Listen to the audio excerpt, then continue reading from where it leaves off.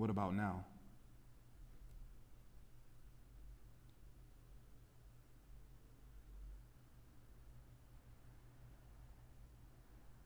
Can you hear me now?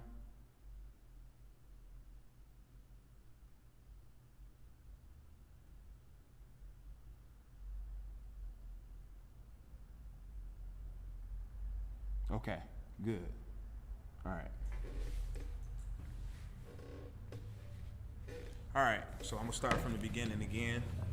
All right, we're going to pick up with our 10 Commandments, followed by today's lesson. Then we'll be going into today's main lesson shortly after. All right? All right. So you shall have no other gods before me. You shall have no other gods before me. So having no other gods before the Most High is, anything that we put our effort into to serve more than the Most High can be considered idolatry. All right? Anything from idolizing people like actors and athletes to, idolizing money and what you would do to obtain it shows who you serve, right? So anything that you put your effort into to serve more than the Most High is definitely considered another God, all right? You shall not make for yourself an idol. You should not make for yourself an idol, neither should you bow down to it, right? So now we're talking more of something that's created with hands.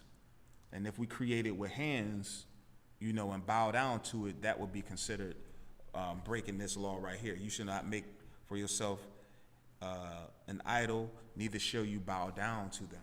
All right, and bowing down to another God is not you bowing down as in you getting on the floor and kneeling, although that's a part of it. It's not only that, but what it is, in your heart, how you reverence this God. All right, so your heart plays a part in you reverencing, the Most High, but also, if you decide to be an idolater and worship other gods, that plays a part in you worshiping other gods, okay? You shall not misuse the name of Yahuwah your Elohim. How can you misuse the Most High's name? By making vows in his name, all right, and not upholding them.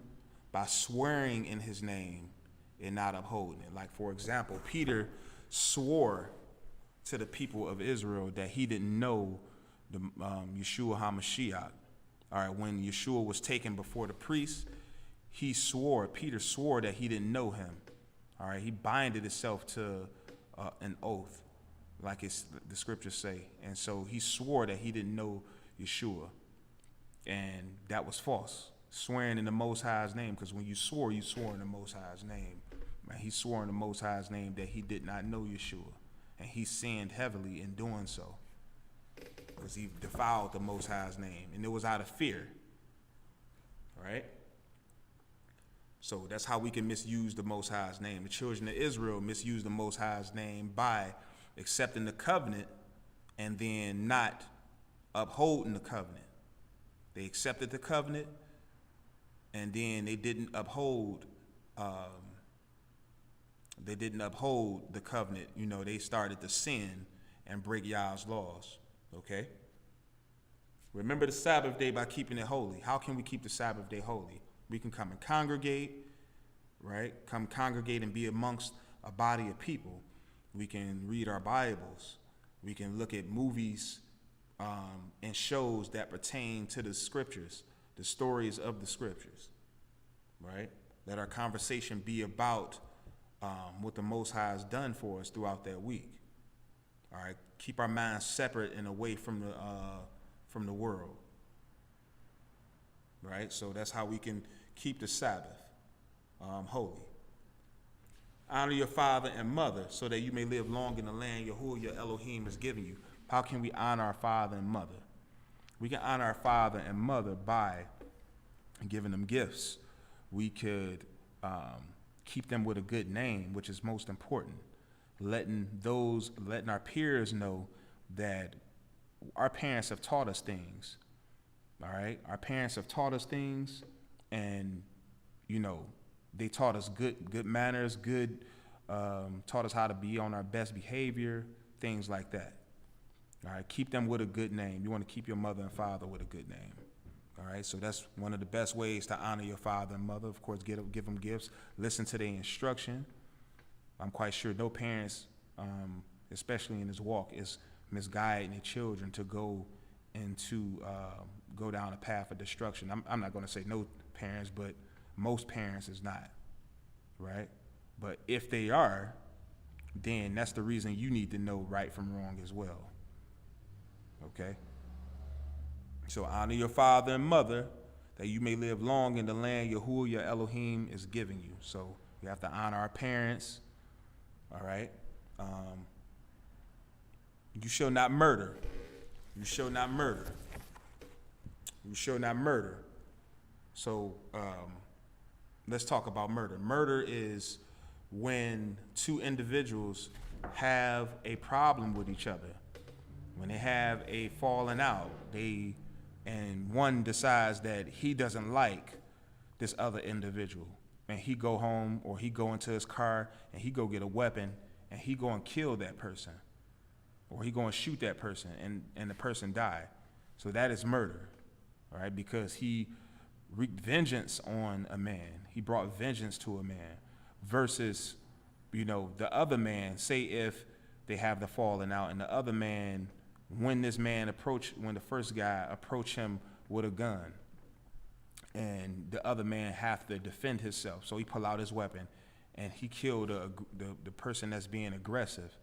That is self-defense because the first individual tried to kill the other person, right? So he defended himself.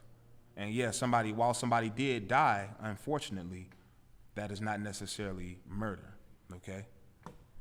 All right, so that's the difference. It's the difference between murder and self-defense. The only common thing they have is that somebody unfortunately died in the situation, okay? You shall not commit adultery. You shall not commit adultery. All right, so adultery for a woman is, and it's like this because, when we talk about a man being the head of the house, that woman belongs to him. All right, he's the head of the house. She belongs to him. So that woman, what she's doing is she's leaving her husband and going to another man and having an affair with him. All right, having sex with him and outside of her marriage, that is adultery for a woman. Adultery for a man would be two things. Either he divorced his wife for any other reason other than her committing adultery, or he divorced his wife, and then he gets he divorced his wife for any other reason other than committing adultery, and then he gets another wife, or he lays with a married woman. So now that woman is belonging to another man, and you have this man, whether he's single or not, he goes and lays with another man's wife. So that would be adultery for the man, okay? So that's adultery. You should not commit adultery. You should not steal. When we talk about stealing, often it doesn't matter the person's financial status. Rich people steal, poor people steal. Regardless of their financial status, if they rich or they poor, it's not good to steal. There's no exceptions. If a poor person steal, right, if a poor person steal from the rich, they thought might be, well, they have plenty of it, so I took this little bit, and it doesn't matter. If you took a little bit or if you took a lot, it's still wrong. What that poor person should have done is asked. And oftentimes you will find out, like, poor people, when they steal is because of fear of rejection, okay? So it's still wrong. There's no excuse. So you shall not steal. You shall not give false testimony against your neighbor, okay? You should not give a false testimony against your neighbor. So right here, Now, neighbor is talking about family. When you look at the scriptures, the word neighbor is not talking about like your next door neighbor. You got a house next to a person, although it could be that. But when we're talking about the Bible, it's talking about a neighbor as in your brother-sister relationship, cousin relationship, or, a aunt, a woman and her niece, a niece and her aunt, something of that nature. I'll give you an example of David. David, because he had sinned against Uriah the Hittite, was told that because he sinned and he had laid with Uriah the Hittite's wife, that what would happen is that his neighbor would lay with his wives. Later on down the line, that neighbor ended up being Absalom. So that prophecy was fulfilled, but Absalom is one of his oldest sons, and that was considered his neighbor at that point. So neighbor is just a different breakdowns of family when you're looking at the Bible. Now right here, what they're showing is you shall not give false testimony against your neighbor, right? And they're showing, houses in the background, and they're showing a man that's looking at two boys. One got a baseball bat in his house. The other one is standing there probably trying to defend himself and saying that he didn't actually hit a ball or whatever through this window, right? And that definitely would be bearing false witness because he actually did commit the act in knocking a ball through this man's window. All right, so you shall not give false testimony against your neighbor. And the last but not least, you shall not covet anything that belongs to your neighbor, right?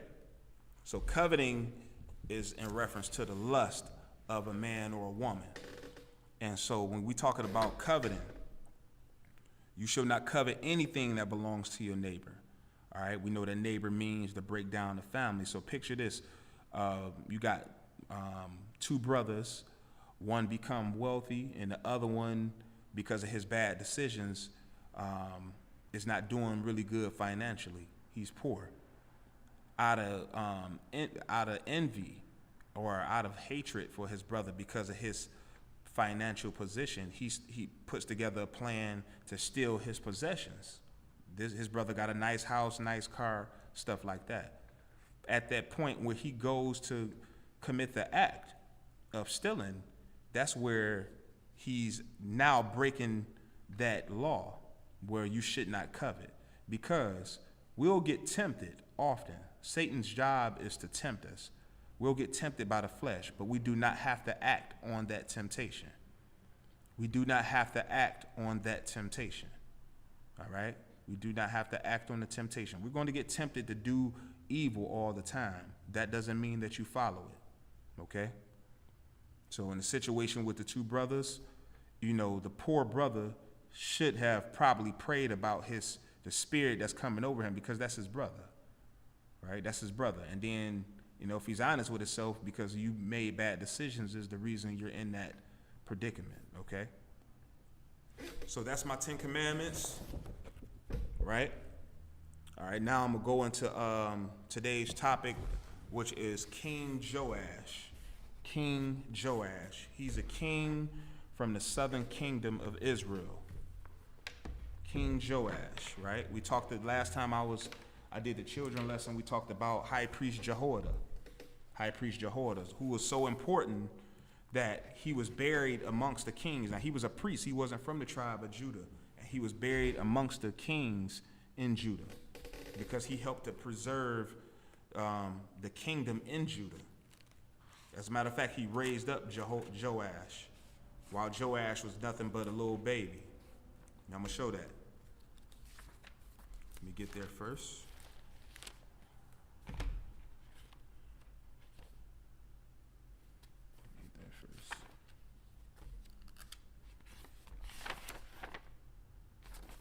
Give me 1 second.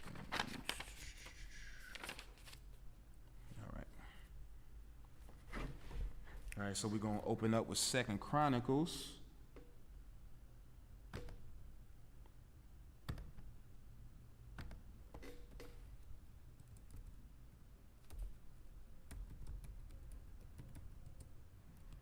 24.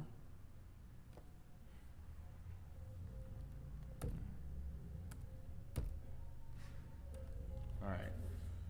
So opening up with 2 Chronicles 24 and verse 1. Get there. I was there.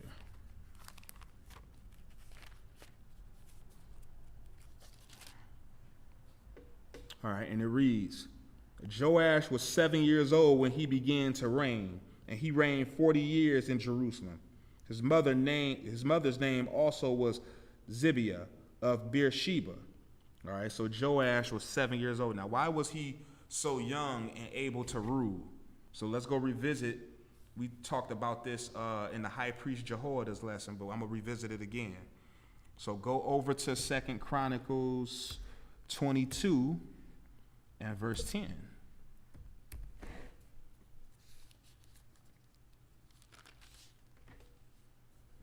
All right, so 2 Chronicles 22 and verse 10. Now, Joash's father is King Ahaziah.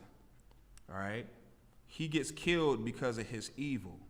All right, he committed an evil act against the Most High by becoming friends with the northern king, the northern king of Israel, the king of the northern Israel, right?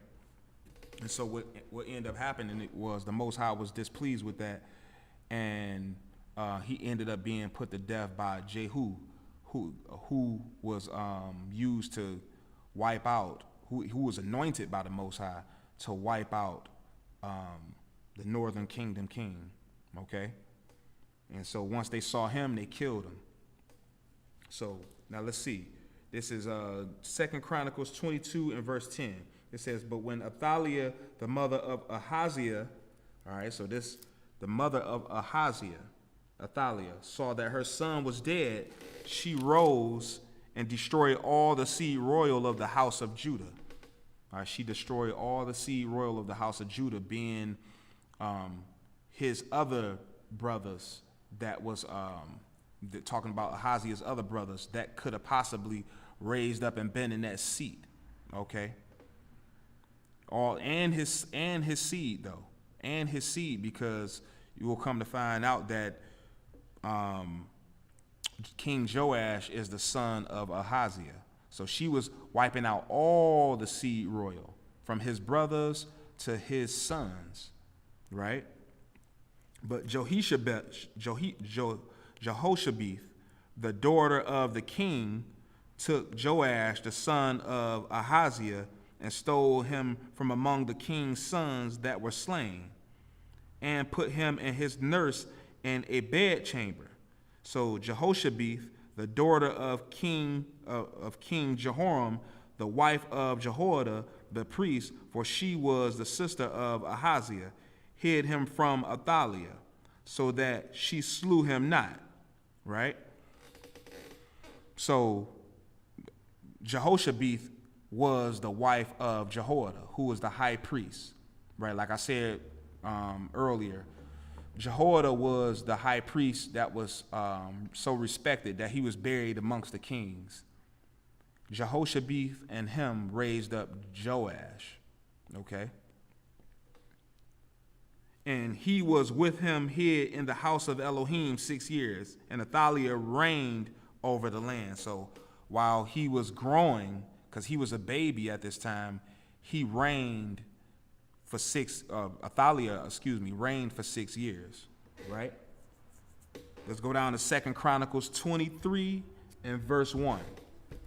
2 Chronicles 23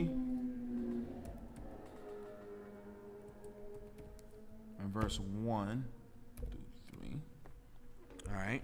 And it says, in the 7th year, Jehoiada, that's the high priest that was buried amongst the kings, strengthened himself and took the captains of hundreds, Azariah the son of Jeroam, and Ishmael the son of Johanan, and Azariah the son of Obed, and Maaseiah the son of Adiah, and Elishaphat the son of Zichri, into covenant with him.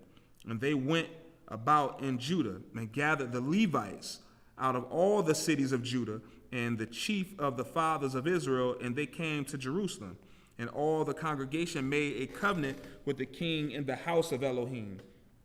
And he said unto them, Behold, the king's son shall reign, as the Lord, as Yahuwah hath said of the sons of David. Right? So talking about Joash.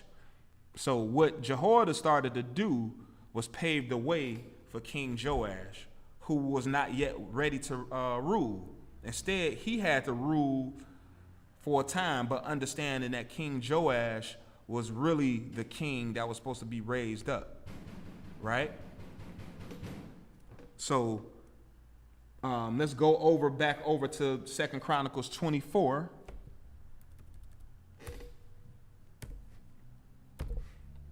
And verse 2. Yeah. Oh, give me 1 second.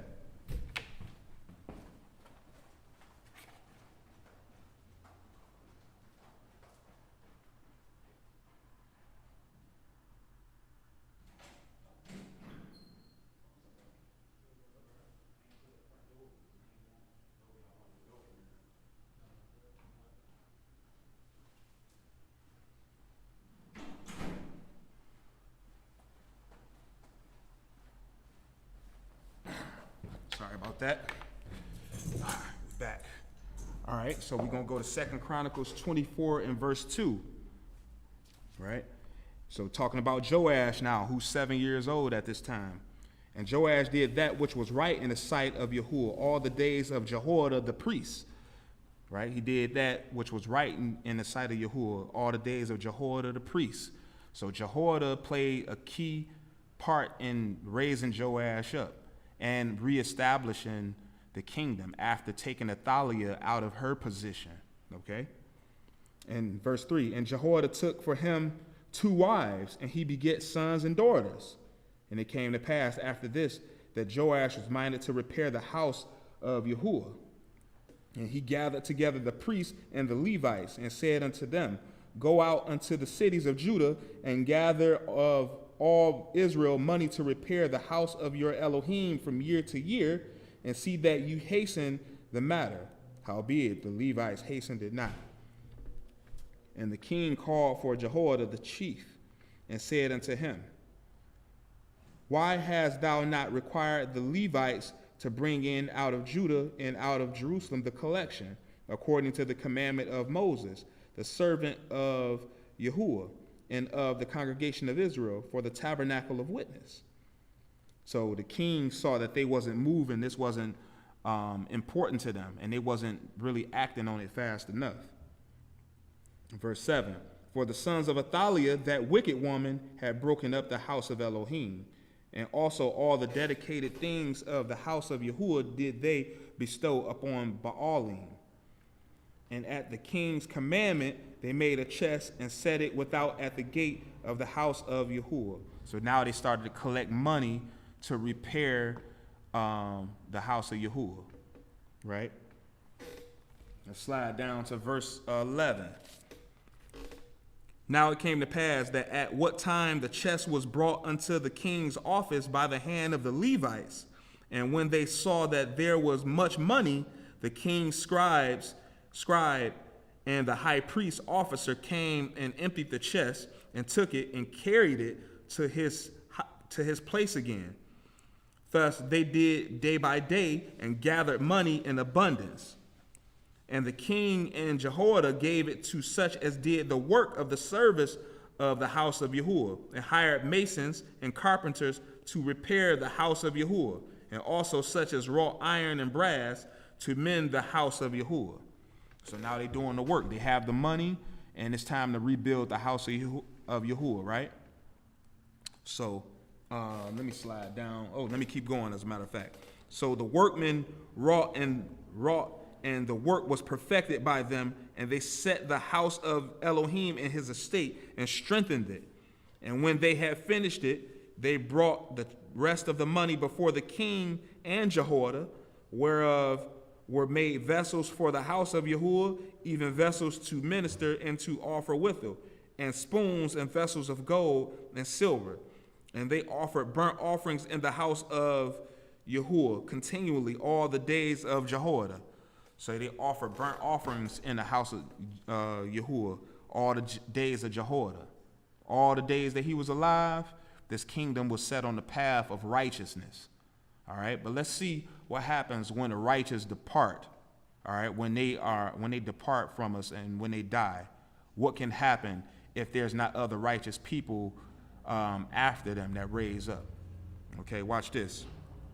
Verse 15, but Jehoiada waxed old and was full of days. Now, Jehoiada, again, is the priest. He was buried amongst the kings, and this is going to show it. Watch. But Jehoiada waxed old and was full of days when he died. 130 years old was he when he died. He was 130 years old. And they buried him in the city of David among the kings, because he had done good in Israel, both toward Elohim and toward his house. So Jehoiada had done good toward Elohim and toward the Most High's house. He had been a righteous man, so they buried him with honor amongst the kings. I talked about this in the lesson about Jehoiada, right? Let's see what Joash do now. All right, Joash started off on the path of righteousness, but is he going to stay there? All right, so that's the key. Let's see what he's going to do. Let's pick back up at 17. Let's pick back up. And they buried him in the city of David among the kings, because he had done good in Israel, both toward Elohim and toward his house. Now, after the death of Jehoiada came the princes of Judah and made obeisance to the king. Then the king hearkened unto them.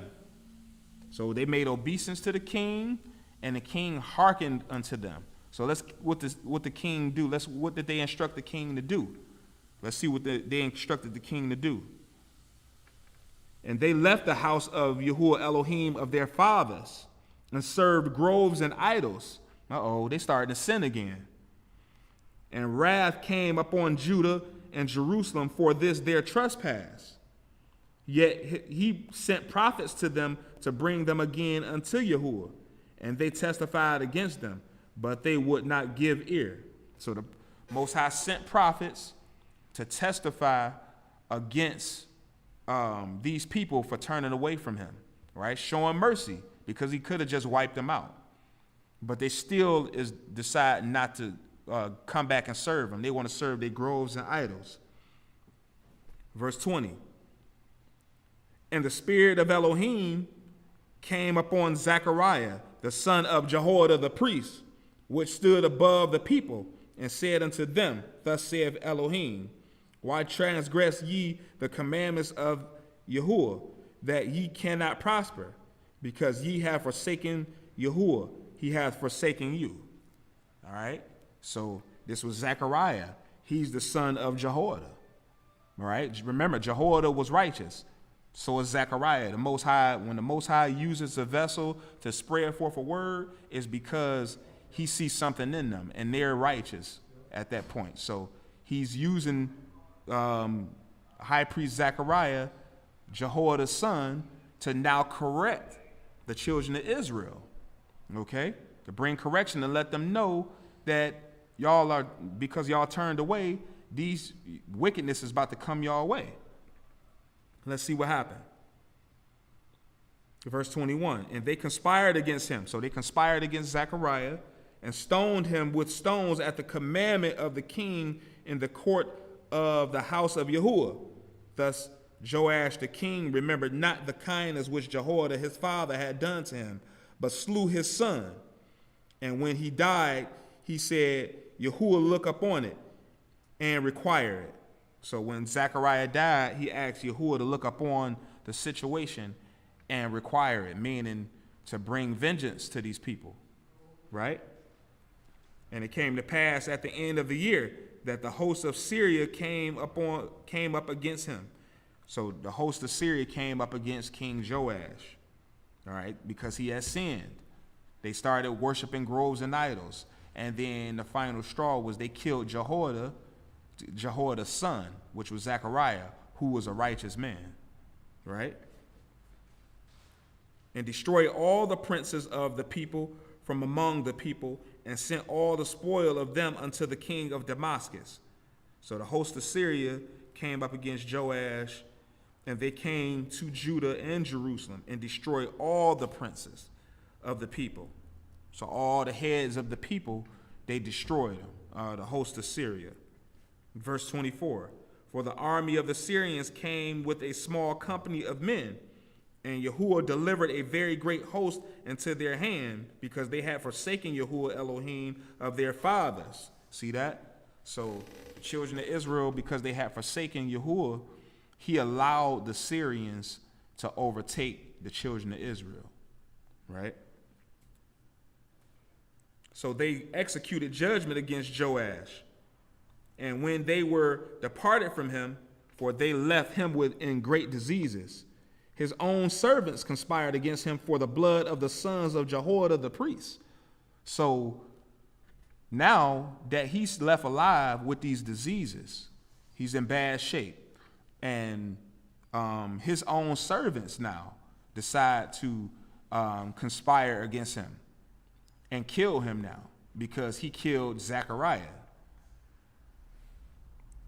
His own servants conspired against him for the blood of the sons of Jehoiada the priest, and slew him on his bed, and he died.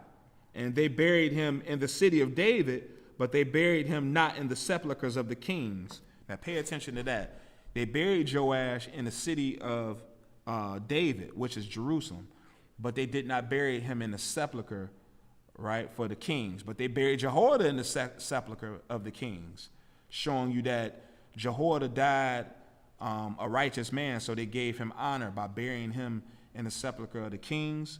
Joash died unrighteous, and while they buried him in the city of David, they did not bury him in the sepulcher of the kings. So they gave him a common burial. It was just a regular burial. He wasn't buried amongst other righteous men, or men that received glory for their life of righteousness, right? But they buried him not in the sepulchres of the kings, and these are they that conspired against him: Zabad the son of Shemith, an Ammonitess, and Jehozabad the son of Shimrith, a Moabitess, right? So those are the two men that conspired against him. They were servants to Joash, and they killed him. All right, and I'm gonna wrap it up. Again, I hope you all are having a good Sabbath. Hope y'all is taking care of your health out there. Whoever's watching this, stay prayed up. That's our true armor against this stuff that's going on against us out here. All right, and y'all have a good one. We're gonna be coming back with today's main lesson shortly. Shabbat shalom.